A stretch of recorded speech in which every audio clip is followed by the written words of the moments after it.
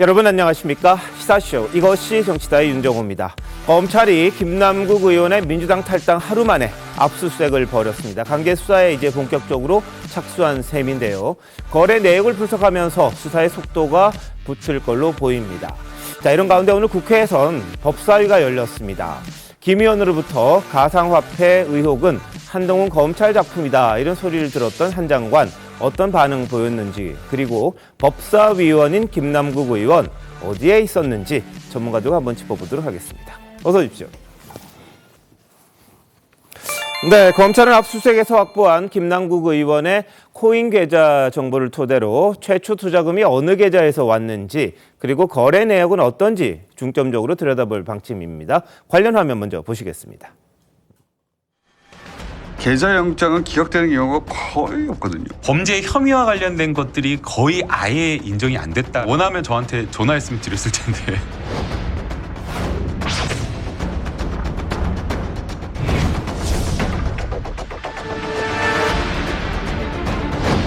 들고 있다가 갑자기 특정 언론사를 통해 가지고 이렇게 흘렸다. 정치 수사라고 생각이 됩니다.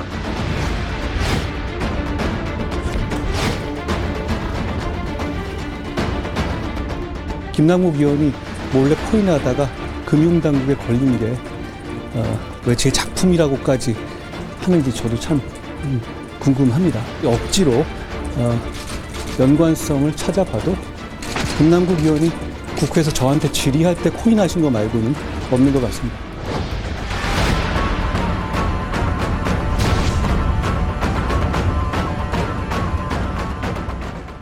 네, 김남국 의원 오늘 법사위에 나오지를 않았습니다. 최근 자신의 논란을 의식한 걸로 보이는데요. 반면에 본인에게 응원의 메시지를 보내는 지지자들에게는 하나하나 답을 하고 있다고 합니다. 자, 신지호 의원님. 네. 나오는 게 맞습니까? 답답하고 상황이 그러니까 안 나와도 되는 겁니까? 소나기는 피해가자는 그런 건데요. 네. 국회의원이 그 출석 의무가 있는 것이죠. 안 나온다 해서 징계 사유가 되거나 그렇지는 않습니다만, 국회 상임위에 출석하는 게 국회의원의 본업 아니겠습니까? 네. 그러니까 지금은 본인이 사정이 그렇다 보니까 좀 피신하는 것 같은데, 저는 이렇게 봅니다. 이제 김남국 지금 의원이 택한 길이 조국의 길이고 이재명의 길이다. 이렇게 봅니다. 그러니까 이 전면 혐의 부인하면서요, 정치 수사로 몰고 또 이제 민주당 극렬 지지층에 기대서 나름대로 위기를 타개해보자. 조국의 길, 이재명의 길로 접어들었다 이렇게. 네. 알겠습니다. 그런데 오늘 국회 법사위에 한동훈 장관이 나와서요, 김남국 의원을 향해 날선 말을 했습니다. 자, 김 의원, 지난해 한동훈 장관 청문회 때 코인 거래한 거 들켰거든요. 그 논란이 좀 있었는데 관련 화면 한번 보시겠습니다. 지금 윤석열 정부가 하고 있는 여러 가지 실정들을 전부 다 이 이슈로 덮어버리기 위해서 의도적으로 수사기관에서 또는 국가기관 어디에서 이것을 흘린 것이 아닌가. 민주당이 뭐만 있으면 전화 검찰 탓하는 게 하루 이틀은 아니니 국민들께서 익숙해지셨을 것 같긴 합니다만, 이번처럼 김남국 의원이 몰래 코인하다가 금융당국에 걸린 게 왜 제 작품이라고까지 하는지 저도 참 궁금합니다. 아무리 억지로 연관성을 찾아봐도 김남국 의원이 국회에서 저한테 질의할 때 코인하신 거 말고는 없는 것 같습니다. 이 논문을 일저자로 썼습니다. 이모하고 같이.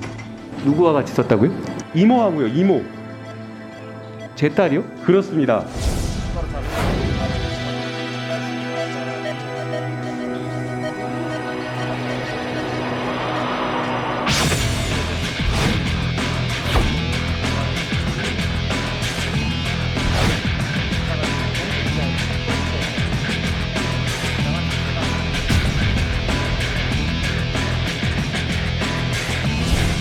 그거 가지고 제 작품이라고 하는 건 좀 무리한 얘기 같아요.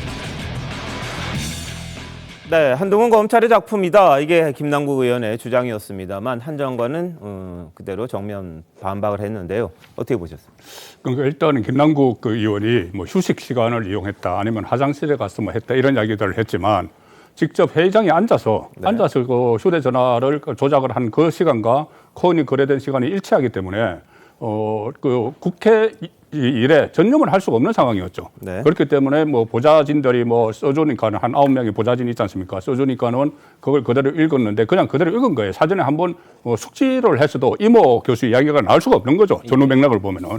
그러니까 이렇게 완전히 그 코인의 정신이 팔려 있는 그 상황에서 이 국회 일을 했는데 그런데 지금은 이재명 대표처럼 갑자기 느닷없이 이것을 기획수사라고 몰아붙이니까 한동훈 법무부 장관이 다시 이제 정면 반박을 한 상황이죠. 네. 그런데 오늘 그 법사위 안 나오고 이런 그 행동이 언제까지 할 수는 없는 겁니다. 네. 지금 그전에는 국회의원회관에는 나왔어요. 그래서 14일 날 탈당하기까지는 기자들이 그 앞에 이제 진을 치고 있으면은 예. 기자들과도 만나서 이야기를 간단하게 했습니다. 네. 그런데 그 이후에는 어제 오늘은 의원회관에도 저 모습이 없다고 합니다. 아. 그리고 저 법사위도 나가지 않았고 예. 그런다고 그게 언제까지 할 수는 없는 것이고 또 현재 국회의원이면은 당당하게 물론 본인이 해명할 게 있으면 해명을 하고 그런 것을 하려면은 기자회견이라도 해서 네. 밝혀야 되는데 예. 본인에게 우호적인 김어준 씨 그 유튜브에 가서 이렇게 해명을 하고 하니까 예. 그것은 오히려 더 꼬이는 거죠. 그게 오히려 더 꼬입니다. 전공법으로 나가서 네. 정식 기자들과 그 기자회견이든 간담회든 하는 게 예. 지금이라도 본인은 그게 전공법이라고 보죠. 예, 그러니까요. 김남국 의원이 나오질 않자 국민의힘에서는 바로 법사위원직에서 물러나라 이렇게 몰아세웁니다. 한번 보시죠. 김 의원이 법사위 위원직을 사퇴하지 않는다면 이는 명백한 이해충돌이며 이 기관들을 상대로 직간접적으로 영향력을 행사할 가능성도 농후에 매우 부적절하다고 할 것입니다. 하루빨리 법사위원직을 사임해 주시기 바랍니다. 네. 자, 법사위원직을 제대로 뭐 하지도 않고 또 이해 충돌의 여지가 있기 때문에 그만두는 게 맞다. 이게 여당의 주장인데 이승 변호사 어떻게 보십니까? 저는 만약에 김남국 의원이 본인의 어떤 행위에 있어서 문제가 될 소지가 있다라고 한다면 탈당을 했듯이 법사위에서도 스스로 결정을 해서 신청을 해서 다른 위원회로 가는 게 맞다라고 생각을 하고요. 네. 지금 국민들께서 어떻게 보면 충분한 시간을 준 부분이 있거든요. 그러면 해명을 좀 잘하고 해서 자신이 억울한 부분이 있으면 잘 밝혔어야 되는데 해명의 중간중간을 삭제한 채 해명을 하다 보니까 충분히 오해를 받을 수밖에 없었고 그런 것들이 결국에는 더 크게 왔던 것 같아요. 그래서 탈당을 했습니다만 본인이 진상조사를 요구했고 그래서 철저히 조사에 응하겠다라고 했기 때문에 예. 관련 코인 거래 내역이라든가 자금 출처 관련 자료들을 민주당에 제출하는 게 맞고 또 민주당은 철저하게 윤리 감찰을 하겠다라고 했으니까 거기에 대해서 진상조사를 하고 중간조사 결과를 발표하는 것이 또 국민에 대한 도리라고 생각되고요. 검찰 수사가 진행됐으니까 김남국 의원이 자금 출처도 자신이 마련했던 전세 자금과 주식 수익금 9억 원으로 했고 자금 출처는 전혀 문제가 없다라고 했으니까 예. 꼭 그 검찰의 압수수색 영장을 기다릴 필요 없이 네. 자신이 더 적극적으로 검찰의 관련 자료를 가져다 줘서 사실관계를 신속하게 규명할 수 있도록 네. 돕는 것이 예. 국민에게도 자신에게도 또 좋은 그런 선택이 아닐까 싶습니다. 네. 자, 뭐 본인의 문제에 대해서 지금 적절하게 해명을 하고 있느냐 아니면 적절하게 솔직하게 말하고 있느냐 거기에 대해서는 논란이 계속되고 있습니다. 말 바꾸는 게 너무 많다. 틀린 말도 한다. 거짓말 아니냐. 뭐 이런 지적도 있습니다만. 자, 한동훈 장관은 근본적인 문제를 지적했습니다. 가상자산과 관련해 처벌 규정에 구멍이 있다. 이런 지적에 대해서 공감한다 말했는데요. 보시죠.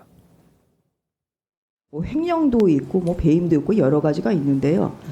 이제 요새 그 나오고 있는 이런 그 코인 게이트와 관련해서 사실 가상자산을 피해에게 지금 합산하는 좀 이러한 규정은 없는 걸로 알고 있습니다. 그게 맞죠? 실물이라든가 자산과 연계되지 않은 코인들 같은 경우는 그게 이 증권성을 인정하기가 어려운 면이 있고 예를 들어 루나 같은 경우는 연계됐으니까 증권성을 인정할 수 있다고 하지만 다른 거는 그렇지 않기 때문에 일반적인 형법 법리에 따라 처리해야 됩니다. 그렇다면 의원님의 취지가 맞다고 생각합니다. 네, 규정도 지금 미흡하고 이제 이러다 보니까 뭐 이걸로 인한 이제 범죄, 뭐 예를 들어서 뭐 내부 정보를 이용한 뭐 범죄랄지 뭐 여러 가지 그 범죄를 좀 상정할 수 있는 거 아니겠습니까? 뭐 국회에서도 적극적으로 나서야 되겠지만 법무부 차원에서도 개정안에 대한 그런 검토가 좀 필요하다고 생각합니다.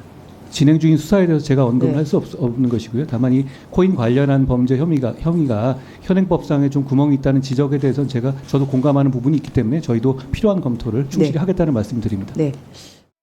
네, 뭐 코인 관련해서는 좀 구멍이 너무 많다, 이게 한 장관의 인식인 것 같긴 한데요. 뭐 좀 바꿔야 됩니까, 정신 변호사 어떻습니까? 일단은 가상 자산의 정의가 들어있는 법이 생기긴 생겼어요. 그게 특정금융정보법이거든요. 그 규정을 보면은 경제적 가치를 지닌 것으로 전자적으로 거래 이전될 수 있는 전자적 증표 이렇게 되어 있단 말이죠. 그런데 여기서 중요한 게 뭐냐면 단서에 예외를 뒀어요.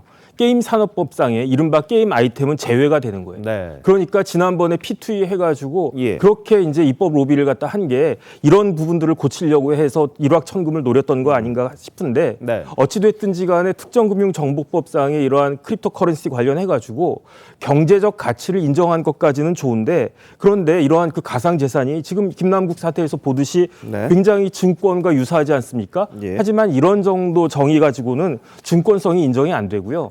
증권성이 인정이 안 된다고 하는 것은 어떤 의미냐? 자본시장법이 적용이 안 된다는 거예요. 그런데 자본시장법에는 어떤 규정들이 있냐면 부정거래로 처벌할 수 없다는 이야기거든요. 자본시장법을 갖다 보면 불공정거래 행위, 그다음에 뭐 그 미공개 정보 이용하는 행위 이런 것들 다 처벌할 수 있도록 되어 있는데 가상자산과 관련해서는 그것은 한계가 있다라고 한동훈 장관도 인정을 하고 있는 것 같고 그렇기 때문에 그런데 지금 보면은 차라리 주식이나 증권보다도 훨씬 더 장난칠 수 있는 그런 여지가 많고 그다음에 젊은 사람들 현혹해가지고 피해를 입힌 그런 결과를 낳았기 때문에 어찌됐든지 간에 지금이라도 빨리 외양간을 고치는 것이 그나마 이번 사태로 인한 그 하나의 그 계기가 될 수 있는 것이 아닌가 그런 생각이 듭니다. 알겠습니다. 법이 없어서 처벌을 못하는 일은 없어야 할 텐데요. 뒤늦게라도 미비한 점 보완을 해야 되지 않나 싶습니다. 자, 그런데 김남국 의원이 여러 차례 해명을 합니다. 뭐 가상화폐 거래 상임위 중에 했다. 그런데 뭐 몇천 원 수준밖에 안 됐다. 기억이 안 난다. 이렇게 이야기를 했었는데 이게 또 사실과 다르다는 지적이 있습니다. 보시죠. 금액이 얼마나 거래가 된 거예요? 0.99개인가 금액은 액수는 많지는 않은 것으로 액수가 이 정도 되면 얼마나 되는 거예요? 몇천 원 정도 몇천 원이요? 수준입니다. 네, 그 몇천 원을 거래하기 위해서 그 시간에 그렇게 했다라는 건가 저도 조금은 기억이 안 나기 때문에 이해가 안 되는데요. 국민들이 바보가 아니잖아요. 지금 이미 뭐 인터넷에서 많은 사람들이 몇 분의 얼마의 내역이 이체가 되고 이게 다 지금 밝혀내고 있어요. 몇 천만 원 정도의 거래가 이루어졌다 이런 주장도 누가 하고 있고 그런데 이거는 그냥 몇천 원밖에 안 된다 이렇게 넘어간다면 이건 국민들이 저는 가만히 안 있을 거라고 봐요. 몇 천만 원이라는 말을 잘못 얘기를 하신 건지 아무튼 몇 천 원이든 몇만 원이든 몇 천만 원이든 업무 시간에 코인 거래에 열중했다라고 하는 거 그게 몇 천 원이면 죄가 안 되고 문제가 안 된다. 이런 인식을 갖는 것도 참 저는 문제적이라고 보고 있습니다. 네. 자, 김 의원의 해명 들어보면 고작 몇천 원 수준 가지고 한 게 무슨 큰 문제냐 이렇게도 들릴 수 있습니다. 그게 몇천 원이든 몇천만 원이든 중요한 건 상임위 도중에 실제로 본인이 거래를 했다. 이건 국민에 대한 배신이고 약속 위반 아니겠습니까? 그런데 뭐 전문가들이 이렇게 저렇게 따져보니까 청문회 하던 날 그때 법사위 국정감사 또 이럴 때 규모가 몇 천만 원 단위는 넘어가더라 이런 이야기를 한 겁니다. 한동훈 장관 청문회 때도 1,000만 원 이상은 거래한 것 같다 이런 분석들이 나오다 보니까 뭐 이 김남국 의원은 액수가 적으면 뭐 괜찮은 거 아니냐 이런 식으로 넘어가려고 하는지 모르겠습니다만 그것과도 또 다른 거짓말을 한 게 아니냐 이런 지적이 좀 나옵니다. 자, 박성민 전 비서관 어떻게 보십니까? 일단 김남국 의원의 저 발언에는 두 가지 문제점이 있는데요. 당에서 그리고 언론에서 탈당하기 전에 김남국 의원에게 지속적으로 물었습니다. 상임위 과정 중에 한 것이 맞느냐. 왜냐하면 언론 보도를 통해서 그런 의혹이 나왔고 상당히 국민들이 더 분노하실 만한 의혹 아니겠습니까? 그것은 저는 액수나 장소는 상관없다고 생각하고요. 국회의원직을 수행하는 와중에 사실상 본말이 전도된 거 아니겠습니까? 국회의원으로서 마땅히 해야 될 책무보다는 본인의 사익을 추구하는 데 소위 말해 코인 투자만 계속해서 집중적으로 바라보는 데에 귀한 시간을 쓴 거 아니냐라는 지적이 있는 것이고 여기에 대해서 제대로 본인이 해명하지 않았습니다. 그러더니 갑자기 탈당을 했죠. 탈당을 하고 나서 그 지금 우리가 화면에서 본 것처럼 한 유튜브 채널에 나가서 해명을 한 겁니다. 그렇다면 이거는 당에서 진상조사를 본인이 요청했다고 이야기를 하면서 네. 진상규명을 하는데 본인이 어떠한 적극적인 자세도 보이지 않았다. 예. 그리고 국민들 앞에 제대로 해명하지 않고 지금 우리 지지자들이 많이 보는 유튜브에 가서 비공식적인 방식으로 저렇게 해명을 네. 하는 것이 맞느냐, 저는 예. 굉장히 큰 문제의식을 느낍니다. 알겠습니다. 당내에서 지금 그 부분이 지금 논란이 됐어요. 조사단에는 자료를 제대로 내지 않으면서 특정 유튜브에만 나가 본인 주장만 하고 있다. 이게 말이 되냐? 민주당 내에서도 도덕적으로 문제가 있다. 이런 지적이 있습니다. 진상조사단에 협조하겠다고 그러고요. 자료 다 냈다 그랬는데 핵심 자료 안 낸 걸로 드러났습니다. 그동안에 민주당이 어떻게 이야기를 했고 김남국 의원은 뭐라고 했는지 한번 같이 보시겠습니다. 저희는 탈당 전에 상세한 자료 요청을 한 상태였고 아직 받지 못한 상태인데요. 네, 이미 대부분 다 제출을 했고요. 탈당으로 상황 변화가 있었기 때문에 다시 한번 김남국 의원에게 자료 요청을 하고 협조 요청을 구하고 있는 상황입니다. 이에 대해서 아직 김남국 의원의 답변을 듣지는 못한 상황입니다. 그런데 거래 내역 같은 경우에는 쪼개져서 하기 때문에 그것을 모두 다 취합해야 되는 문제가 있었습니다. 해당 거래소에 통계를 내서 좀 달라고 했는데 그거는 시스템상으로 불가능하다라는 답변을 받았고 그 부분에 대해서 본인이 자기 하기 굉장히 힘들다고 해서 그러면 업비트나 비썸한테 본인이 직접 동의서를 청구해서 요구하면 가져올 수 있을 것이다. 네. 그래서 빨리 동의서를 내서 자료 제출을 요청하라고 했었습니다. 네.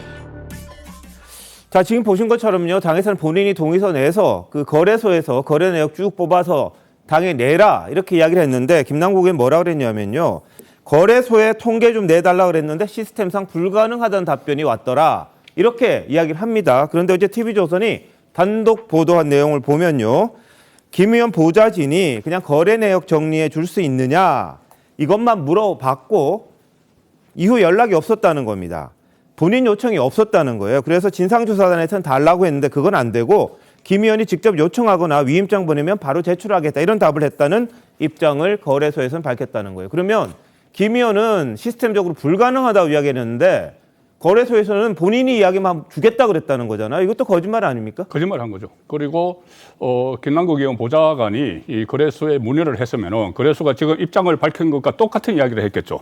우리가 본인이 동의를 하면은 우리가 줄 수 있다는 이야기를 보좌관에게 했겠죠. 그럼 보좌관은 그걸 김남국 의원에게 보고를 했을 텐데, 그러다 김남국 의원은 본인만 동의를 하면은 자료를 받아서 당에 넘길 수 있다는 걸 알고 있는데 그렇게 되면 본인에게 불리한 자료들이 당에 넘어가게 되니까 네. 이게 임시방편으로 이거는 뭐 집계가 불가능하다 이렇게 이야기를 한 거예요. 네. 그리고 지금 이 당 차원에서 이 가령 이재명 대표가 윤리심판원에 뭐 윤리감찰을 지시를 했는데 그 이틀 후에 탈당을 해버렸거든요. 네, 네. 그러니까 민주당에서 뭐라고 하냐면은 이거 이 당원이 아니기 때문에 이제 우리가 김남국 의원에 대해서 뭐 조사하기가 참 어렵다는 이야기를 해요. 예. 그런데 그것이 또 말이 안 되는 것이 할 게 상당히 많습니다. 그저께 의원총회에서 나온 것만 해도 네. 그러니까 당 차원에서 국회 윤리위원회에 제소를 하는 문제. 그러면은 국민의힘이 제소를 했기 때문에 민주당이 제소하면 윤리위원회가 자동으로 열려요.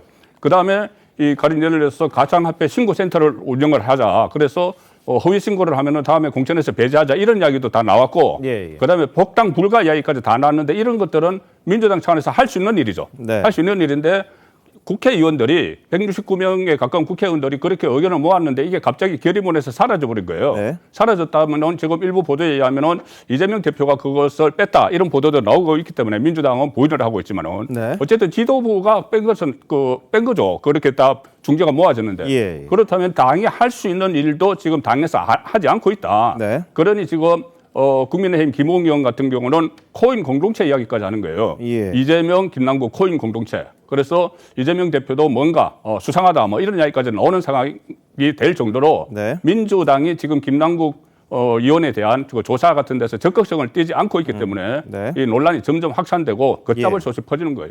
자, 근데 당에서는 민주당에서는 진상조사단 만들었잖아요. 지금도 활동을 하겠다고 이야기하는데 사실상 뭐 쉽지 않아 보입니다. 게다가 김남국 의원이 지난 14일 탈당한 이후에는 연락도 잘 안 됐대요. 연락도 안 됐는데 오늘 한 보도에 따르면 어제 늦게 진상조사팀에 전화를 걸어서 뭐라 그랬냐면 압수수색 방어권 행사를 생각해야 한다. 그러니까 지금 당 조사가 급한 게 아니라 검찰의 압수수색에 대해서 자신이 방어해야 되고 그게 더 급하기 때문에 사실상 뭐 당 조사에 대해서는 좀 응하기 힘든 것 같이 이야기를 했다고 지금 보도가 났습니다. 그러니까 그동안 연락받지 않은 데 대한 해명 형식으로 전화를 걸어왔다고는 하는데 민주당은 지금 어떻게 하려는 겁니까, 이성 변호사? 뭐 김남국 의원 개인 입장에서 보면 네. 검찰 수사에 있어서 압수수색을 당하기 때문에 당연히 뭐 조사에 대응해서 방어할 준비는 시간이 필요할 거로 보여져요. 다만 당에 자료만 주면 되는 거거든요. 자금의 출처 내역, 그리고 코인 매매 거래 내역, 이런 자료만 주면 당에서 관련 자료들을 보면서 비록 코인 매매 거래 내역이 워낙 많을 것으로 예상되기 때문에 시간은 오래 걸리겠습니다만 파악하는데 문제는 없을 것으로 보여져요. 그래서 저는 김남국 의원이 자신은 검찰은 수사에 방어를 하되 당에 자료를 제출해야 된다라고 생각되고 당도 지금 그런 상황에서 김남국 의원한테 계속 전화를 요구하는 거고요. 또 김남국 의원 본인이 조사에 잘 응하겠다. 오히려 적극적으로 진상조사를 요구했으니까 그러한 약속은 충분히 지키는 게 맞다 생각되고 자꾸 기억에 의존하면 사람은 거짓된 진술을 할 수밖에 없어요. 본인은 기억에 의존해서 얘기를 해도 그게 사실과 다르면 결국 거짓이 되는 것이기 때문에 언론 인터뷰라든가 기자들에 대한 대응은 기록, 그러니까 코인 매매 내역이라든가 이런 것들을 보고해야 되는 것이지 그냥 기억에 의존하다 보면 계속적으로 거짓 해명 논란으로 갈 수밖에 없기 때문에 당을 생각한다라고 한다면 탈당을 했음에도 불구하고 적극적으로 진상조사에 임해 줄 것을 요청합니다. 네, 뭐 자료서 안 냈다고 그랬는데 뭐 전자지갑, 코인 종목, 수입 등 자료 이런 거 다 제출하지 않았다는 게 민주당 진상조사단의 입장이고요. 근데 본인은 거짓 해명 자꾸 하고 있는데 김남국 의원 과거 부친의 부동산 투기 의혹으로 의원직 내려놓았던 윤희숙 전 의원에게는 뭐라고 했을까요? 한번 보시죠.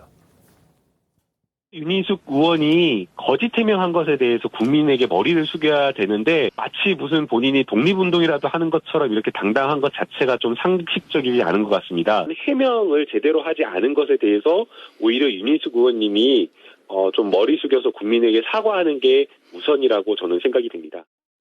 네, 자 김남국 의원 본인 이름 거기에 집어넣으면 어떨까? 뭐 이런 이야기를 들을 수밖에 없는 상황이죠. 본인은 그럼 다 해명하고 거짓 없는 건지 신 의원님 보실 때 어떻습니까? 김남국 의원 제대로 하고 있는 겁니까? 그러니까 그때 다른 당의 윤희숙 전 의원만 공격한 게 아니고요. 그 노영민 문재인 청와대 비서실장도 두 채 갖고 있었잖아요. 그때 거기에 대해서도 엄격하게 조치해야 된다. 그러면서 여기가 북한이냐? 이런 볼멘 소리가 나올 정도로 부동산 투기는 세게 때려잡아야 된다. 이런 얘기를 하신 분이에요, 저분이.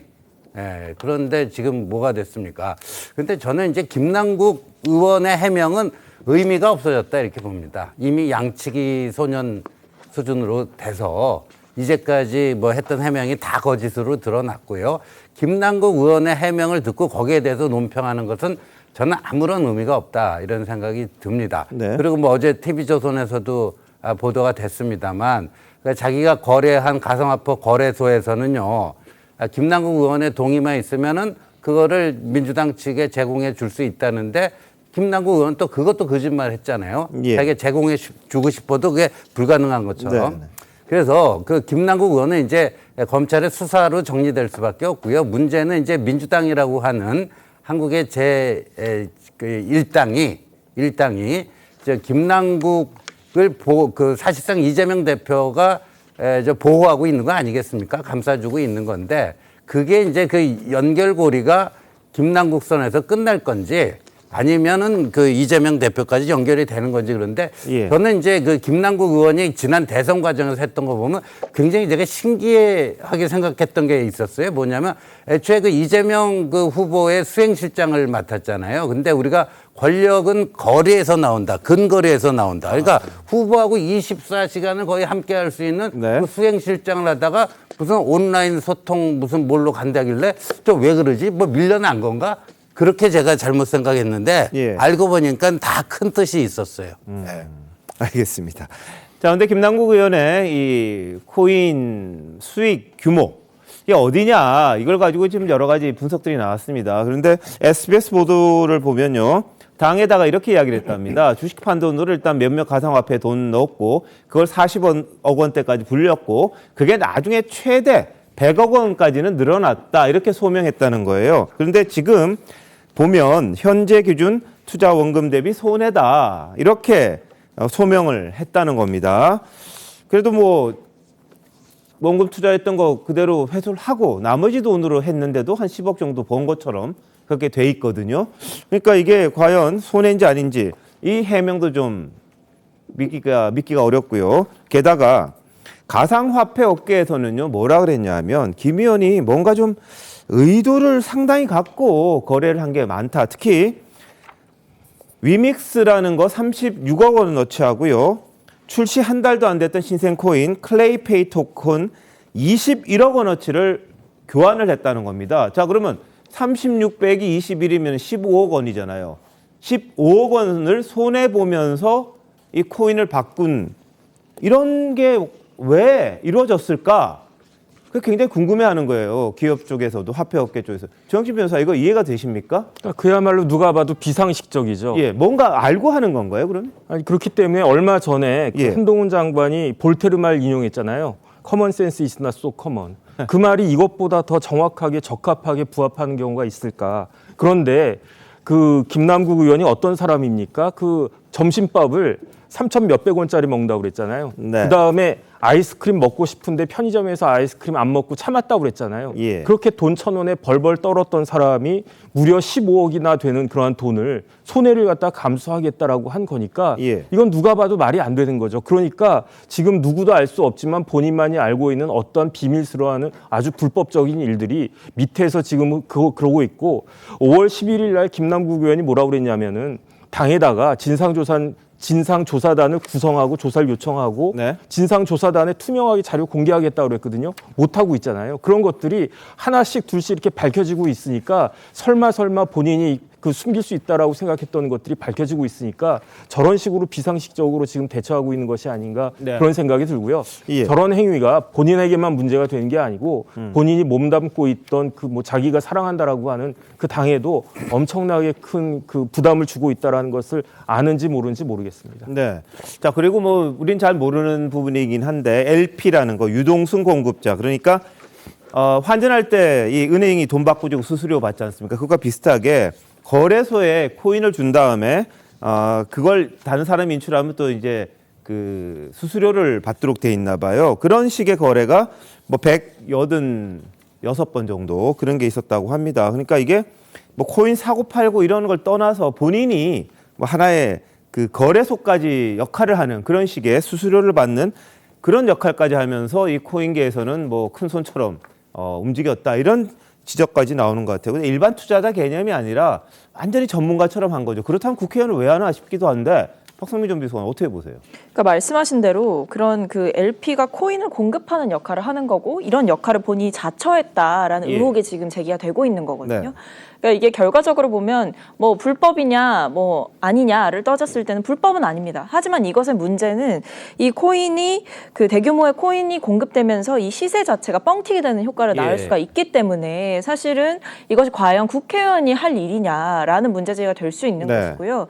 그동안 이제 처음에 코인 투자 의혹이 제기되었을 때 김남국 의원이 단순히 뭐 어떤 코인에 소액 투자를 했냐 이런 식으로 생각을 해볼 수 있었지만 지금 드러나는 사실과 정황들을 보면 굉장히 전업 투자, 더 나아가서는 전문가보다 더 전문가 같이 이렇게 거래를 했다라는 정황이 드러나고 있거든요. 그러니까 저는 이런 부분에서 본인이 그동안 불법 없었고 뭐 내부 정보 활용한 적 없었고 뭐 의심스러운 거래도 사실은 거래 내역을 다 확인해 보면 위법이 아니라는 사실을 다 알 거다라는 식으로 말씀을 하셨는데 그렇다고 한다면 여기서 궁금한 것은 왜 당에 그 거래 내역을 제대로 제출하지 않았느냐라는 질문을 해볼 수가 있는 것이고요.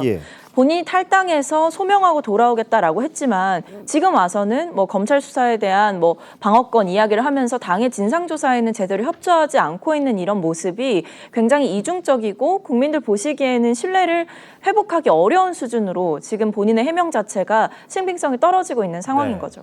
자, 일단 영장, 계좌 압수수색 영장이 이제 3번째 만에 발급이 됐습니다. 근데 여기 보면 정치자금법 위반, 조세포탈, 범죄 수익 은닉 등의 혐의가 적용이 됐다고 합니다. 그리고 더 이제 추가로 해야 될 건 입법 로비가 혹시 있었는지, 미공개 정보를 이용한 의혹은 또 없는지, 뭐 그런 부분들을 검찰에서는 지금 추적을 하려고 하는 것 같은데 지금 거의 전문가 뭐 거래소 역할까지 할 정도로 전문가처럼 했거든요.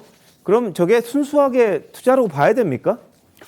만약에 입법 로비까지 있었으면은 이것은 정치자금법이 아니고 이제 뇌물죄로 바뀝니다. 뇌물죄로 바뀌면 형량이 엄청 높아지는데 이게 순수한 투자자가 아니라고 보는 것이 조금 전에 저희들이 15억 손실 이야기를 했잖아요. 15억 손실과 이 LP가 서로 연관성이 있는 거죠.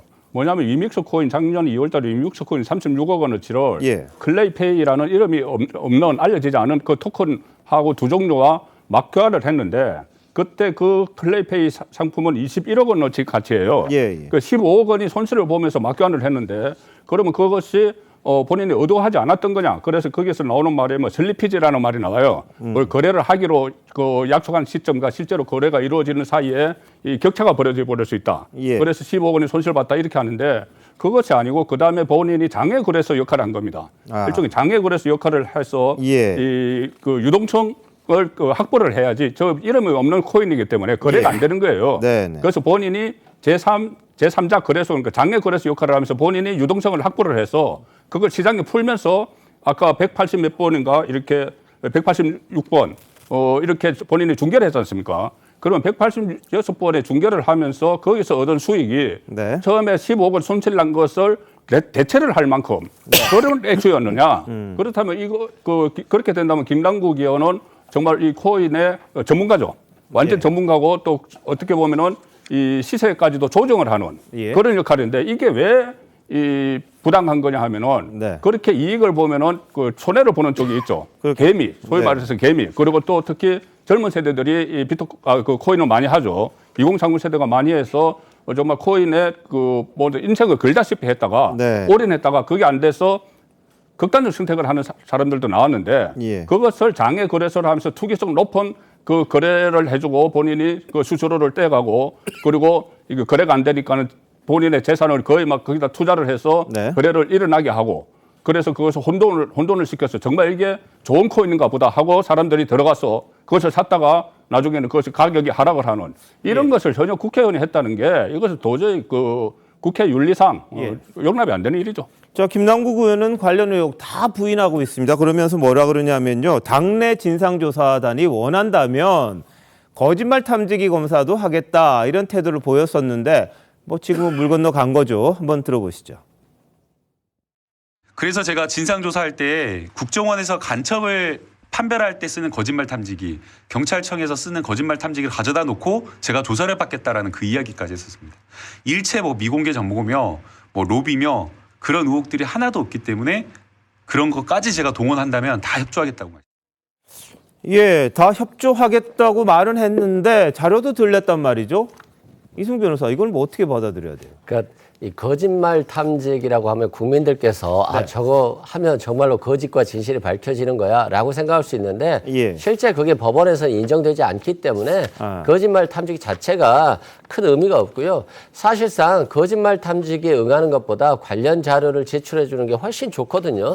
코인 매매 내역을 보고 어느 당시에 급등을 했는데 그때 김남국 의원이 팔았다. 그리고 또 폭락했을 때 샀고 이런 것들 매매 패턴들이라든가 수익 시점 그리고 정보가 공개됐을 때 수익을 날 수 있는 정보가 공개될 수 있는 시점인가 이런 것들을 비교 분석해 보면 미공개 정보나 내부자 정보를 이용한 것인지 아니면 일반적인 어떤 코인의 패턴에 따른 투자를 한 것인지를 어느 정도 예측할 수가 있거든요.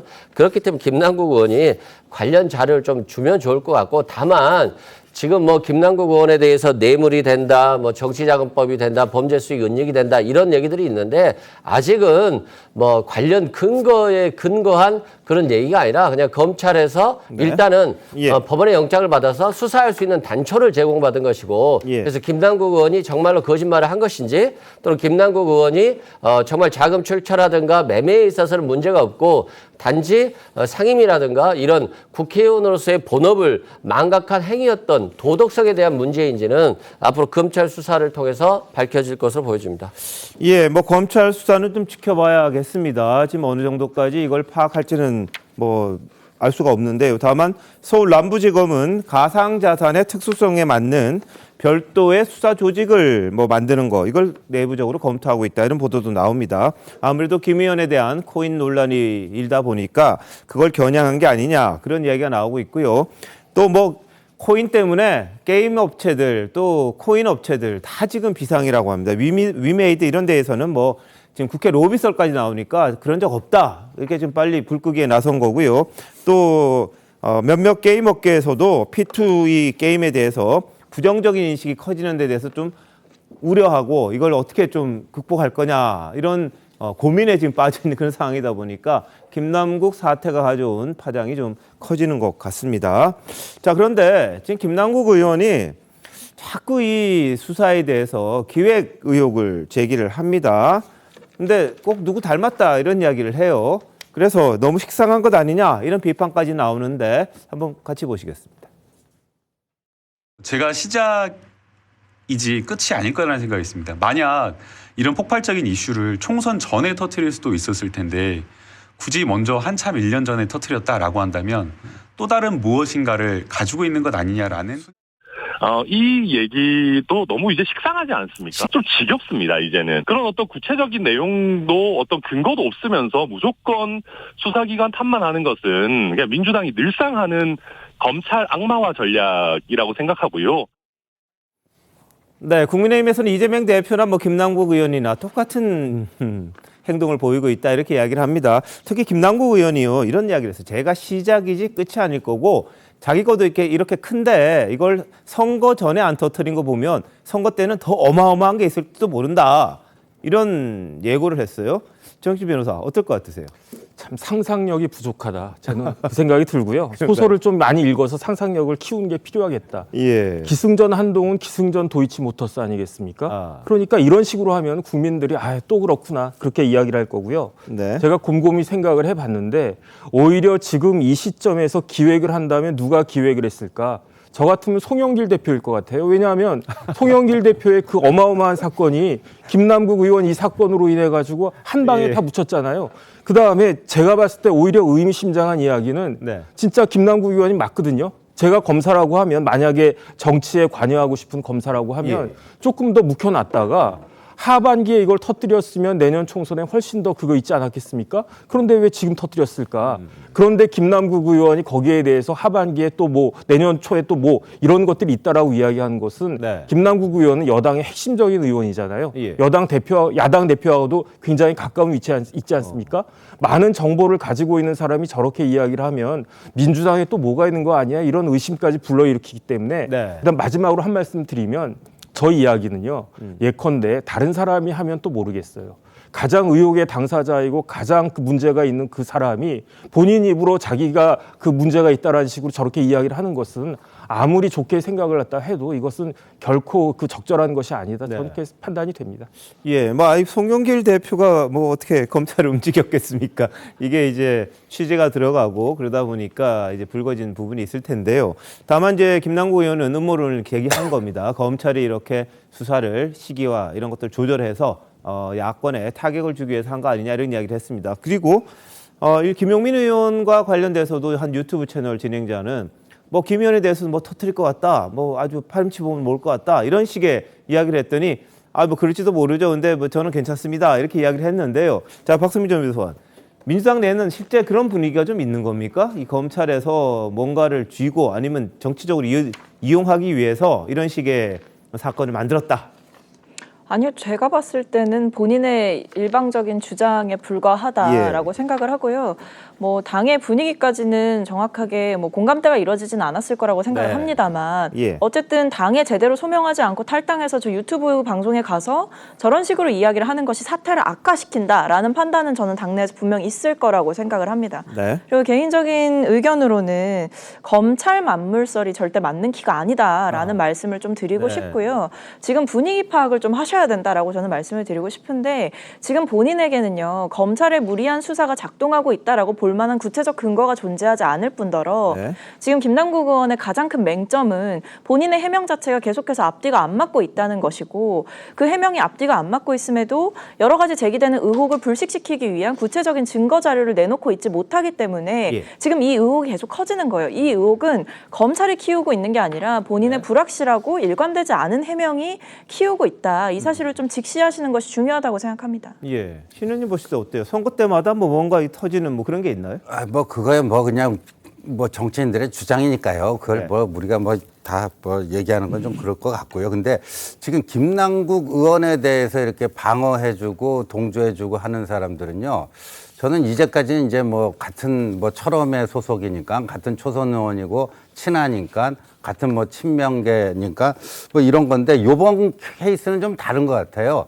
김남국 의원을 이렇게 두둔하는 사람들은 제가 봤을 때는 저 사람도 그럼 코인했나? 이런 생각이 딱 들거든요. 왜냐하면 지금 장경태 의원도요. 요번에 김남국 사태 터지니까 제일 먼저 나와서 그 라디오 인터뷰에서 김남국 옹호해 준 게 장경태 의원 아닙니까? 자기하고 뭐 3,800원짜리 밥도 자주 먹고 진짜 검소하게 생활하고. 근데 알고 보니까 2년 전 8월인가요? 국가인권위원회 위원장 그 인사청문회 자리에서 마이크 꺼진 줄 알고 어떤 민주당 여성 의원하고 대화하는 게 다 나왔잖아요. 남구경은 코인해갖고 10억 이상 벌었다. 그러니까 장경태 이 의원도 2년 전부터 알고 있었던 거예요. 그리고 장경태 의원도 뭐 그 의원 당선되고 자기 재산 1,000만 원이라고 뭐 신고한 것 같은데 지금 7억 원이 넘어 있어요. 그러니까 제가 뭐 코인 했다라는 얘기가 아니고. 알 수는 없죠. 그거 알 수가 없어요. 그리고 뭐 최강호 의원도 그 이제 최근에 봐요. 그 짤짤이라는 게 김남국이 그 코인 하는 거 그것 때문에 내가 그 짤짤이라고 한 거다. 그 짤짤이 발언의 진실. 이것도 작년 4월의 일이거든요. 그럼 최강호 의원도 작년 4월에 이미 김남국이 코인 중독이었다는 걸 다 알았다라는 거예요. 그러니까 이게 한두 사람의 문제가 아닐 수가 있다 그런 생각이 듭니다. 알겠습니다. 뭐 지금 뭐 코인과 관련해서는 뒷이야기들이 계속해서 나오는 겁니다. 왜냐하면 그때는 이게 뭐지 그랬던 게 지금 와서 보니까 이런 거였구나 이렇게 지금 말하는 게 나와 있는데요. 장경태 의원은 그때 여성 의원하고 이야기하면서 그 부분을 이야기했죠. 남국 형 뭐 많이 벌었다. 뭐냐 그랬더니 주식 아니고 뭐 비트코인 이렇게 이야기했던 말한 장면이 저희들도 보여드렸습니다만 벌써 알고 있었구나 이런 생각들은 좀 들 수 있는 그런 상황이기도 했습니다. 본인이 했는지 안 했는지 저희들은 알 수는 없고요. 근데 철험의 의원도 그렇고 손혜원 전 의원이 특히 지금 많이 김남국 의원에 대한 지지 의사를 밝히고 있습니다. 내년 총선 돕겠다 그랬고요. 김남국 살리기 프로젝트 어제 언급했다고 말씀을 드렸는데 광주 출마를 또 권유한 걸로 알려졌습니다. 천하람 위원장의 이야기까지 같이 한번 들어보시겠습니다. 이 광주나 무슨 뭐 또 다른 곳에 호남에서는 충분히 저는 승산이 있다고 봅니다. 근데 단원구 같은 데 가서 괜히 민주당을 부딪힐 일 없어요. 그냥 호남에서 광주에 기반을 두고 있기 때문에 우리가 해보자고요. 그것도 못하겠습니까? 그때까지 그 대신 우리가 이 김남국을 세워야 돼요. 김남국 살리기 프로젝트를 하겠습니다. 어떤 당인가를 만들든지 해서 제가 반드시 김남국 의원을 다시 국회를 보내겠습니다. 김남국 의원 하는 게 뭡니까?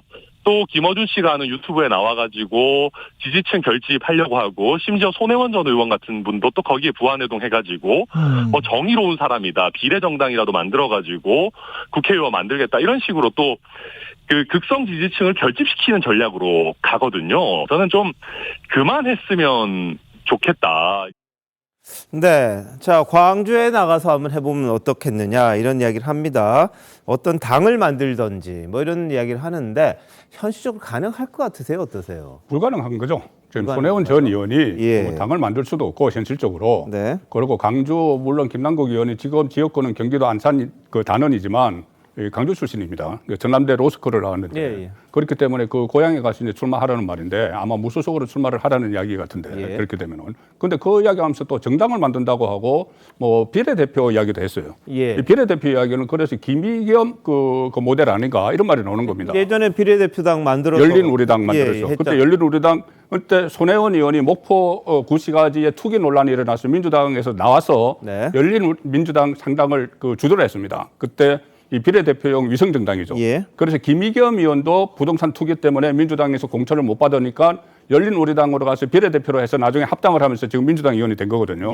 그래서 그런 식으로 또 하나 위성정당을 만들겠다는 이야기가 아닌가 뭐 이런 그 느낌은 들지만은 저 성사될 가능성은 절대 없다고 저는 봅니다. 손혜원 그 전 의원이 그런 창당을 할 수 있는 그런 여력이 있는 것도 아니고 국민의 동의를 그 강주 시민들도 거기에 뭐 동의를 해줄 리는 저는 만무하다고 보는데 근데 어쨌든 이렇게 손혜원 전 의원 같은 이렇게 옹호하는 세력이 나오니까 김남국 그 의원 같은 경우는 조금 전에 그 이야기한 것과 연결됩니다. 뭐라고 조금 전에 뭐 시작이지 끝이 아니다 이렇게 이야기한 건 내부를 보고 이야기하는 거예요. 민주당 내부를 보고 이야기하는 겁니다.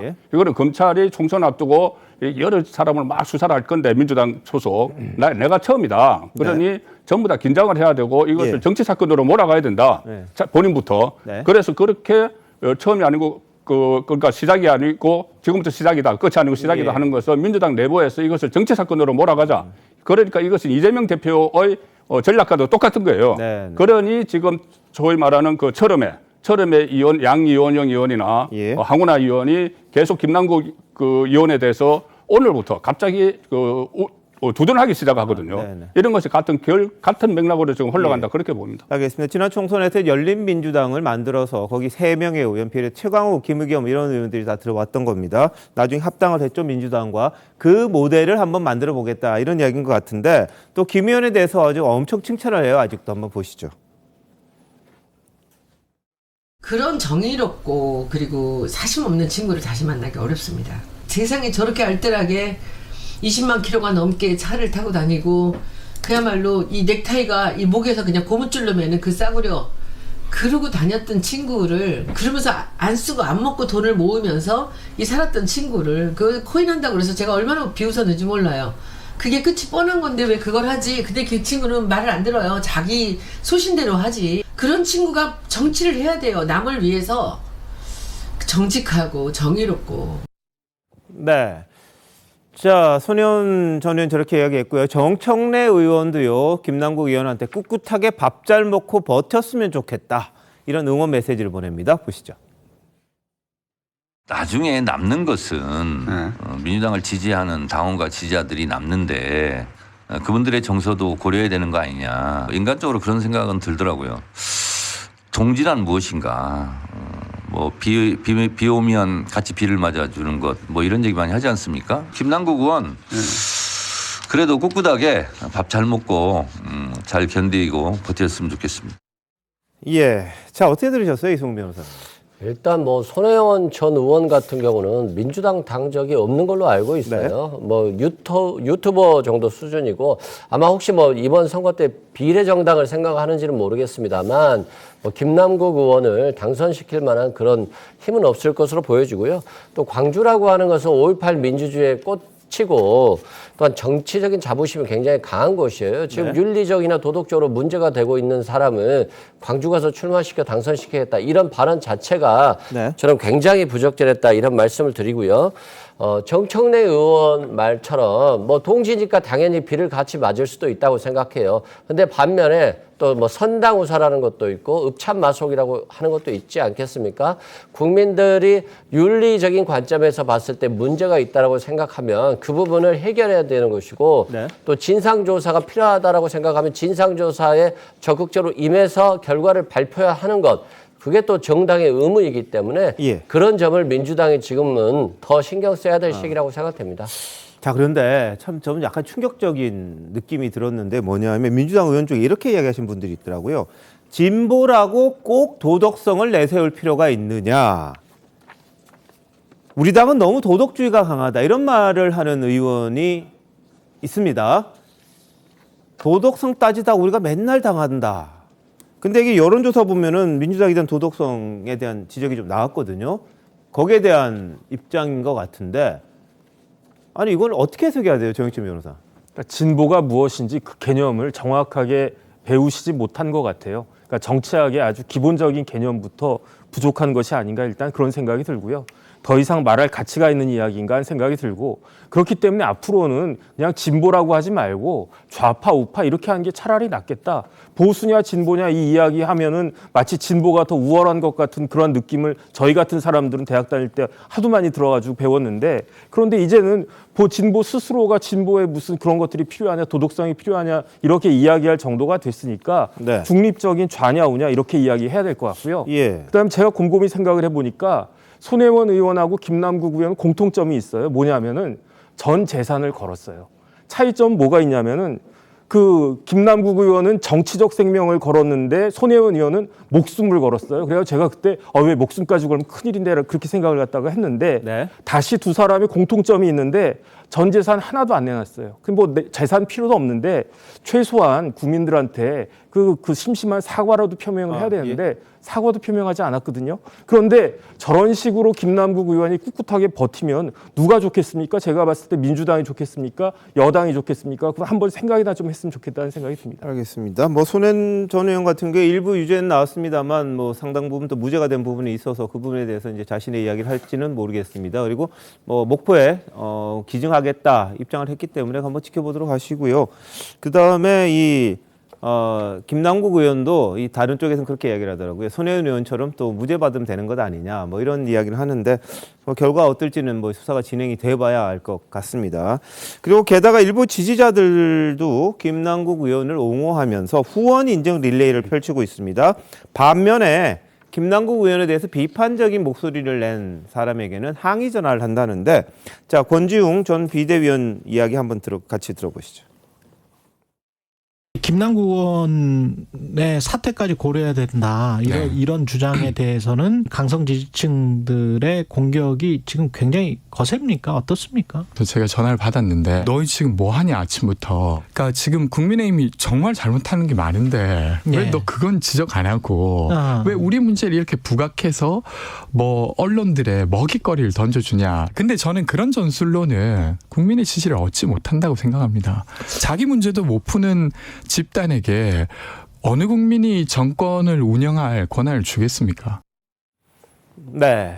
자, 여기 박승민 전 최고위원도 나와 있습니다만 민주당 내 일부 관계자들은 MZ세대, 이제 젊은 청년들이, 정치인들이 목소리를 냈습니다. 김남국 사태에 대한 목소리를 냈더니 이거 이제 8명의 얼굴을 올려가지고는 일종의 좌표 찍기 비슷하게 이런 사람들이 논란이 되고 있다 이렇게 지적을 했어요. 그리고 지금 말씀하신 것처럼 항의 전화도 오고 뭐 이런 식의 이야기가 있다고 합니다. 여기 박성민 전 최고위원도 이 기자회견에 동참했고 국회의원직 사퇴까지 언급을 하셨는데 지금 젊은 청년들에게 저렇게 많이 뭐 비판의 목소리가 또 오고 그런 겁니까? 어떻습니까? 예, 실제로 그 금요일에 저희가 아침 9시에 기자회견을 했고요. 보시다시피 기자회견을 했던 분들의 명단 저를 포함해서 저렇게 온라인상에서 돌기 시작했고 그날부터 뭐 SNS에 사실은 악플이 굉장히 많이 달렸습니다. 뭐 수위는 아마 뭐 들어오셔서 보시면 다 아실 거고 그뿐만 아니라 이제 당일에 똑같은 날에 9시 40분에 민주당 전국 대학생위원회를 비롯해서 시도당 대학생위원장들이 같이 기자회견을 했어요. 그러니까 저희와 별개의 기자회견이지만 사실 문제의식이나 내용은 상당히 비슷했던 부분입니다.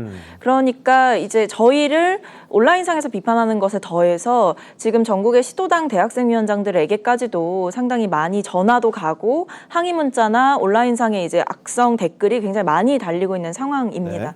그래서 뭐 아시겠지만 그 과거에 저희가 체포동의안 표결 이후에 이른바 살생부가 만들어져서 돌면서 이 사람들은 절대 공천 주면 안 된다 이런 명단이 돌았거든요. 그 양상과 사실 유사한 상황이고요. 저희도 뭐 지금 보면 전국 대학생위원회 위원장들 뭐 출당시켜야 된다, 뭐 제명해야 된다 이런 청원도 올라오고 있고 상당히 반발의 수위가 거세지만 그럼에도 저희가 이렇게 목소리를 낸 것은 저희 정치를 하기 위함이 아니라 당이 더 잘 되기 바라는 마음으로 했고요. 그리고 당에 여전히 남아있는 온정주의 이거 끊어내야 된다. 그런 문제의식에서 했기 때문에 공격이나 비판을 뭐 감수하고 있는 상황입니다. 자, 누구를 위한 정치를 할 것이냐 이런 부분에 대한 고민들이 좀 커질 수밖에 없는데요. 진짜 강성 지지층만 보고 다음 선거에만 자신이 나갈 수 있게 만들면 그게 단지 아니면 정말 민주당이 어떻게 되는 게 더 바람직한 건지 고민들이 많을 것 같은데 자, 이번 김남국 의원 사태는 이재명 대표의 리더십 문제로까지 이어졌습니다. 재신임론까지 제기가 되고 있는 상황인데 조홍천 의원, 이정미 정의당 대표 이야기 한번 드시죠. 지금 뭐 사법 리스크의 지금 문제가 아니고 저는 리더십 리스크가 더 문제다. 사법 리스크보다 제대로 결정을 못 해요. 근데 김남국 의원이 누굽니까? 자타가 공인하는 이재명 대표의 최측근, 참 어마어마한 측근 아니겠습니까? 제대로 해명도 안 되고 사태는 점점 더 커져가고 있는데 근데 뭐 제대로 맺고 끊고를 하는 게 전혀 없었습니다. 민심을 얻기 위해서는 표적 수사다, 정치 수사다 이 얘기만 해가지고 다 떠납니다. 이재명 대표께서 다른 의원들이 뭐 윤리특위까지 갈 일이냐라고 해도 이거는 윤리특위에서 추상같이 다뤄야 된다. 이렇게 말씀하시는 게 맞죠. 사랑하는 당 그렇게 무기력하게 만들고 뒤통수를 치는 그런 행위를 했는데 그것에 대해서 더 엄중하게 다루겠다라고 하는 뜻을 당대표가 표하는 게 맞다고 저는 봅니다. 예, 자, 신 의원님 어떻게 보십니까? 이 리더십 리스크, 이제 사법 리스크에서 이제 리더십 리스크로 또 이야기가 넘어갑니다. 그건 왜냐면요. 근데 그 민주당은요, 꼭 그 뭐 의혹이 벌어져갖고 탈당할 때 보면 꼭 일요일 오전에 많이 하더라고요. 송영길 전 대표도 일요일 오전에 했고, 이번에 그 김남국 의원도 일요일 오전에 했는데, 송영길 전 대표의 경우엔 그 전날 뭐 이재명 대표랑 한 30분 통화했다는 거 아닙니까? 그런데 저는 그 김남국 의원의 탈당이 오롯이 김남국 개인의 결단이라고는 보이지 않습니다. 그래서 사실 뭐 제가 근거가 있는 건 아니지만 이재명 대표와의 합작품 아니냐, 사전에 다 얘기된 거 아니냐, 왜 이렇게 보여지는 게 금요일 날 이재명 대표가 윤리감찰 특별 지시를 했어요. 금요일 날 지시를 했는데 일요일 아침에 탈당 선언한다? 이거는 그야말로 자기가 모시던 그 분의 뜻을 거역해서 자기 멋대로 하겠다는 거 아닙니까? 그런데 이재명 대표가 사실상 그렇게 되면 화를 내야 돼요. 화를 내야 되는데 전혀 그게 아니고 김남국 의원이 일요일 2시인가 딱 탈당계를 내니까 그 대변인이 나와서 이걸로 다 이제 윤리감찰, 진상조사 다 중단되고 뭐 되는 것이다. 이런 식으로 다 그냥 딱딱 정리가 되더라고요. 그리고 그 이제 쇄신 의총이 열려서 그 이재명 대표가 처음에 이제 마이크 잡고 얘기하는데 우리 당 국회의원이었던 해갖고 이미 김남국 의원의 탈당계는 처리되고 대표인 내가 수용했음을 다 이렇게 얘기하더라고요. 기정사실하고. 근데 민주당 당규를 보면은 징계 회피 목적으로 탈당하는 경우에는 심지어 제명 처분까지 할 수 있게 돼 있더만요. 참 좋은 당규예요. 참 좋은 당규인데 이미 그런 건 나는 애시당초 안중에도 없다. 뭐 이렇게 하니까 저게 김남국 개인 작품이냐 탈당이라는 게 이재명 대표와 뭐 내통한 거 아니냐 이렇게 보일 수밖에 없습니다. 현재 상황이. 알겠습니다. 자, 이런 가운데 민주당이 이번 주 토요일 장외 투쟁을 한다 이런 이야기가 지금 보도가 한 곳에서 났습니다. 한국경제보도는 단독 보도라고 났는데요. 청계광장에서 일본 오염수 해양 투기 저지 집회를 예고했고 각 당협에다가 이 참석 지역위원회에 공지를 보냈다 이런 단독 보도가 하나 나왔습니다. 그럼 지금 당내 문제, 뭐 김남국 의원 문제 이런저런 문제들을 장외로 끄집어내서 이 주제를 바꾸려고 하는 게 아니냐 뭐 이런 해석도 좀 있는데 자, 이승우 변호사 어떻게 보세요? 뭐 김남국 의원에 대한 코인 문제가 정리가 안 된 상태에서 장외 투쟁을 통해서 일본 오염수에 대한 집회를 한다고 해서 이게 시선을 돌릴 수 있겠습니까? 저는 그렇게 생각하지는 않고요. 다만 일본 오염수 해양 투기 문제는 굉장히 한일 간에 있어서 굉장히 중요한 문제이고 국민의 생명과 안전에 또 관련성이 있는 문제이기 때문에 당연히 이건 장외 투쟁의 문제와 김남국 의원과의 문제는 다르다 보면 될 것 같고요.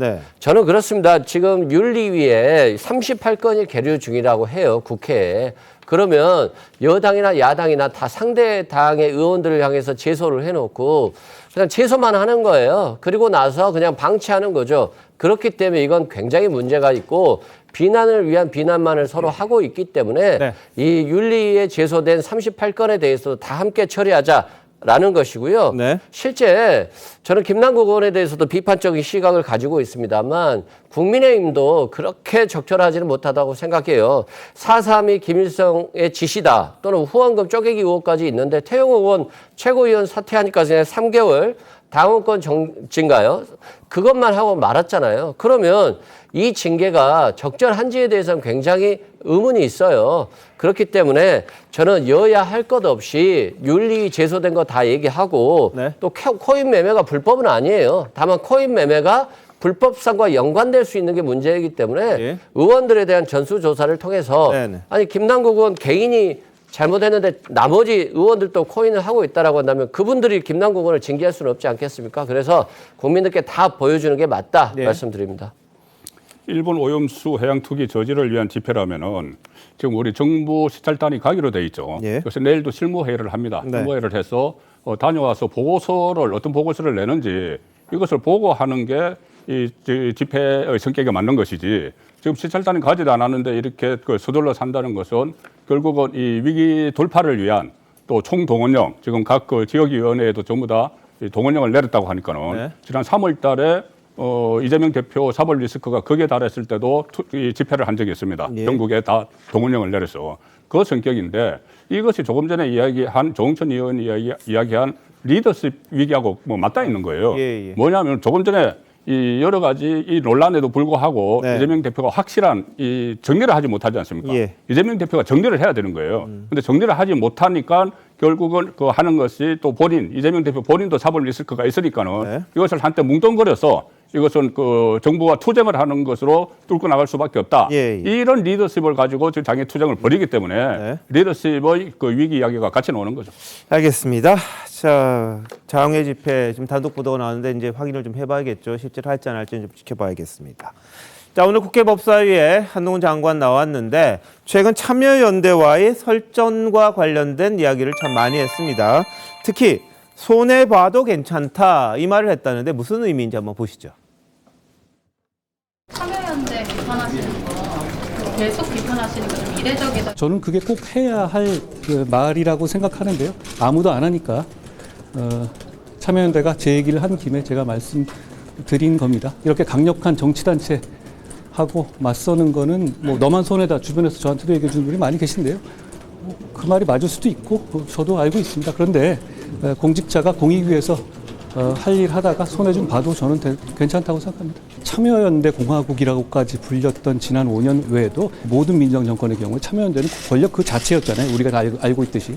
박원순, 이재명 시기에 경기도나 서울시 그리고 각종 위원회에 참여연대 정말 많이 들어가지 않았습니까? 그랬기 때문에 참여연대가 문제 있다고 생각하더라도 말을 하지 않았었죠. 시민단체 이름을 걸고 정부의 권력에 대해서 정치적 지지를 해주는 대가로 권력으로부터 자리를 제공받는다?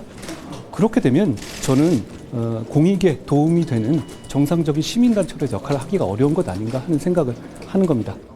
네, 참여연대와의 설전에 대한 질문에 이렇게 답을 했습니다. 자, 지난 5년 외에도 모든 민주당 정권 경우에는 참여연대 권력 그 자체였다 이렇게 이야기를 했습니다. 그러면서 약자 보호의 주전 선수라고 참여연대가 이야기했는데 그럼 박원순 전 서울시장 다큐에 대해서 왜 말도 안 하느냐 이런 부분도 말했습니다. 이어서 한번 보시죠.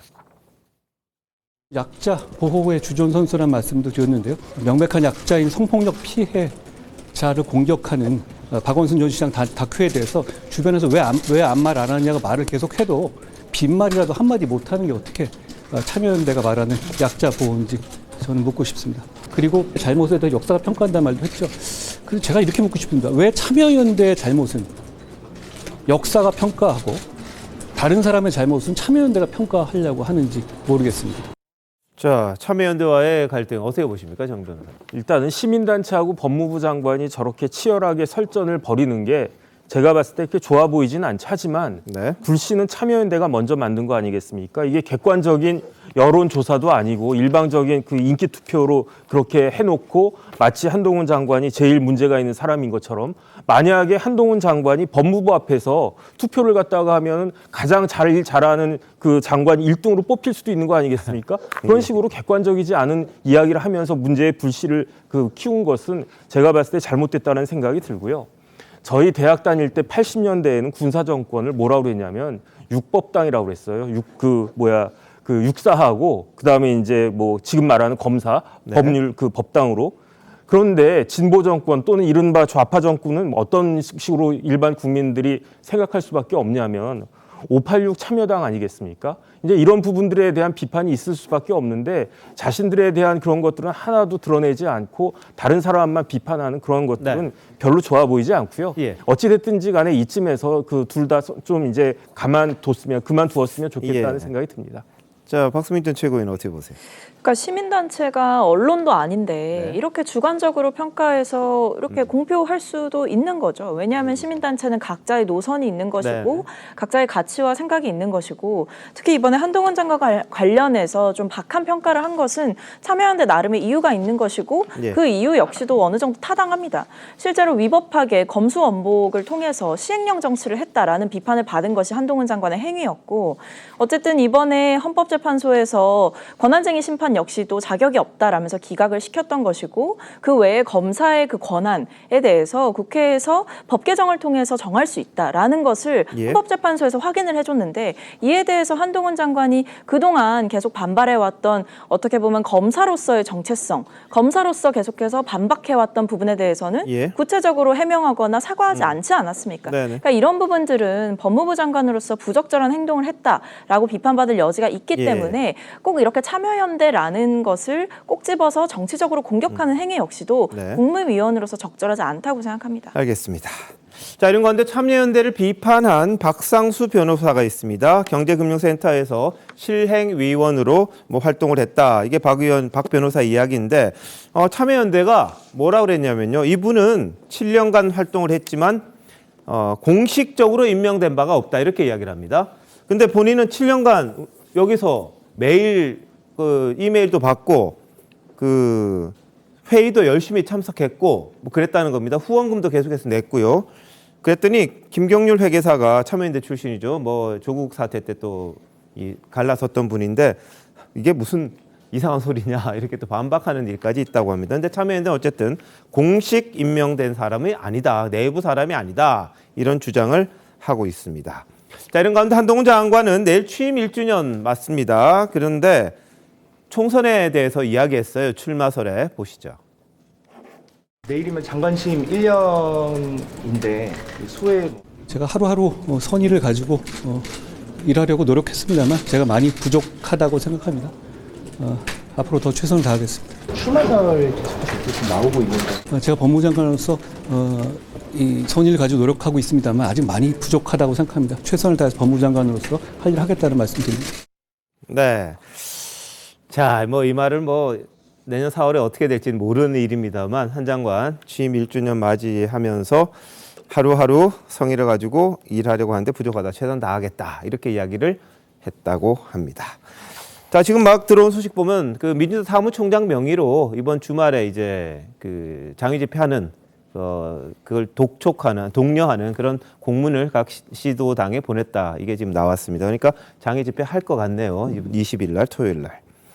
자, 이런 가운데 오늘 한국을 방문한 분이 있습니다. 젤렌스키 우크라이나 대통령의 부인 젤렌스카 여사인데 윤 대통령 부부를 우크라이나로 공식 초청하겠다는 의사를 밝히기도 했는데 여러 가지 지원을 좀 부탁을 했어요. 오늘 대통령 만나서 이런저런 이야기를 했다는데 우크라이나 지금 전쟁 중인데 빨리 종전이 됐으면 하는 그런 바람이고요. 한번 들어보시죠. 뭐라고 그랬는지. 젤렌스카 여사는 한국으로부터 지뢰 탐지 및 제거 장비, 구급 후송 차량 등 비살상 군사 장비의 지원을 희망한다고 했으며 우크라이나 재건 과정에 한국의 많은 기업이 참여하기를 희망한다고 말했습니다. 이에 대해 윤 대통령은 나토 회원국 및 국제사회와 긴밀히 공조하면서 우크라이나 국민을 적극적으로 지원해 나가겠다고 답변했습니다. 예, 자, 우크라이나의 대통령 부인 젤렌스카 여사가 조선일보가 주최하는 아시안 리더십 컨퍼런스에 오기 위해서 왔다가 윤 대통령도 만났고 김건희 여사와도 환담을 했다고 합니다. 자, 지금부터는요, 좀 신중하게 봐야 할 부분도 있습니다만 좀 우리 시청자 여러분들이 직접 보시고 한번 판단을 하셔야 될 부분이 있어서 저희들이 한번 알려드리려고 합니다. 지난 1일이었습니다. 민노총 건설노조 간부 양모 씨가 분신을 했습니다. 극단적인 선택을 했고 지금 돌아가셨습니다. 안타깝게. 그런데 이분이 분신하는 순간 무슨 일이 있었는지 오늘 조선일보가 조선닷컴이 보도한 내용이 있습니다. 현장의 사진 또 영상도 있는 걸로 알고 있는데요. 사진을 통해서 한번 보시면 이게 상식적인가 한번 봐야겠습니다. 어떤 일이 있었냐면 1일 오전 9시 36분에요. 양모 씨가 이미 예고를 했습니다. 이 관련해서 내가 할 일이 있다. 이게 법원 쪽이었던 걸로 기억이 나는데요. 근데 여기 건설노조 부지부장 A 씨가 옆에서 이렇게 있습니다. 양 씨가 가운데 있고요. 왼쪽에는 YTN 기자들 오라 그랬나 봐요. 이 취재를 좀 부탁을 했던 모양인데 이분이 서 있는 상황에서 양모 씨가 그 휘발성 액체를 몸에 끼얹고요. 그 다음에 불을 붙입니다. 그게 한 30초 정도 됩니다. 30초. 근데 이분이 A씨라는 부지부장이 그러니까 그 휘발성 액체를 끼얹는 순간, 불을 붙이는 순간 그 30초 동안에 이분에게 달려가거나 뭐 제지를 하거나 이런 행동을 단 한 번도 하지 않았다. 이런 이야기들이 좀 나왔습니다. 대신에 불을 붙이는 순간 A씨가 등을 돌리고 몸을 돌려서 휴대폰을 막 하는 이 모습이 지금 포착이 된 거예요. 분신은 여기서 했습니다. 극단적인 선택은 저쪽에서 했는데 이분은 등을 돌리고는 반대 방향으로 걸어갔다는 거예요. 그리고 실제로 이 분신하신 분을 향해서는 다른 분들이 소화기를 가져와서 끄고 이런 상황들이 있었거든요. 그럼 이분은 A씨라는 분은 동료가 극단적인 선택을 하는 과정에서 말리든지 뭐 옷이라도 어떻게 껴얹든지 해서 끄려고 하는 행동을 하는 게 정상 아니냐 이런 의문을 받게 될 수밖에 없는 그런 상황이거든요. 정익진 변호사, 이 사진을 봤을 때 어떤 해석이 가능할 것 같습니까? 일단은 지금 우리나라가 1960년대도 아니고 예. 2023년인데 이렇게 분신하는 일들이 벌어지는 것이 참 안타깝다라는 생각이 들고요. 그다음에 저 상급자 A씨의 행동은 제가 봤을 때는 사실 납득이 되지가 않는 부분들이 있는 거는 사실인 것 같아요. 왜냐하면은 이게 그 신호 같은 것들 뿌리는 것을 보면 아 진짜 뭔가를 하겠구나라는 생각이 들 텐데 네. 그렇다라고 하면 거기에 대해서 어찌 됐든지 간에 제일 중요한 게 사람의 목숨인데 여기에 대해서 가만히 있는다. 더군다나 뭐 이런저런 기자까지 불렀을 때는 이야기가 나오지 않았겠습니까? 네. 뭔가 정황을 알았을 수도 있다라고 하는 그런 생각이 드는데 그럼에도 불구하고 가만히 있었다라고 하는 것은 어쨌든 여기에 대해서 A 씨가 해명을 해야 되는 것이 아닌가 하는 생각이 듭니다. 네. 자, 근데 이분 YTN 기자 말은 양모 씨가 이 행동을 했을 때 말렸다, 말로 이렇게 말렸다고 이야기는 합니다. 근데 행동은 보이지는 않았어요. 다른 목격자에 따르면 A 씨라는 분은 갑자기 이제 그 특별한 행동 보이지 않고 딴 데로 갔다가 뒤늦게 땅바닥에 이제 주저앉고 오열하는 그런 모습을 보였다는 거고, 그 다음에 이 취재를 하니까 열사라고 부르면은 답을 하겠다 이렇게 해서 그렇게 다시 여쭤봤는데 경찰에 물어봐라 이렇게만 이야기를 했다는 겁니다. 그래서 이분이 그럼 전화를 했으니까 혹시 119를 불렀을까 아니면 112를 불렀을까 했는데 이분 휴대전화로 신고된 건 또 없다는 거예요. 이승훈 변호사, 이건 어떻게 봐야 될까요? 일단은 뭐 생명이 가장 중요한 부분인데 이렇게 좀 적극적으로 구조하지 못했다는 것에 대해서는 좀 굉장히 안타까운 일이고요. 이 부분에 대해서는 혹시 사실관계를 밝혀야 될 부분이 있다라고 한다면 밝혀야 될 것 같습니다. 네, 경찰에서는 지금 일단 수사를 하고 참고인 조사를 하고 있는 그런 상황이고 주변에 이제 물어보고 있는 상황인데 지금 이분의 시신은 보름째 장례가 지금 진행 중입니다. 서울대병원에 안치를 해서 이 건설노조 오늘 1박 2일 서울 도심에서 대규모 노숙 집회에 돌입을 했습니다. 건설노조가. 노조 수사 중단, 강압수사 책임자 처벌, 윤석열 정권 퇴진 이걸 내세우고 있는데 자, 송 본부장님 어떻게 보세요? 일단 극단적인 행동을 할 때 이 가서 몸으로 이렇게 말리려고 하면은 더 이것을 부추길 수가 있다. 그렇기 때문에 가지 않았다 이런 분석도 나와요. 그런데 지금 YTN 기자에게 9시에 양모 씨가 전화를 합니다. 9시에 전화를 해서 기사거리가 있다 이렇게 이야기를 해요. 그리고 YTN 기자가 도착한 것이 9시 36분인데 그 전에 이 상간 A씨로 해드린 상간입니다. 직속 상간이에요. 양모 씨에. 그 9시 20분에 현장에 먼저 도착해요. YTN 기자보다. 그렇다면은 뭔가 이상한 낌새를 느꼈겠죠. 그 신호도 가지고 있고 하니까는.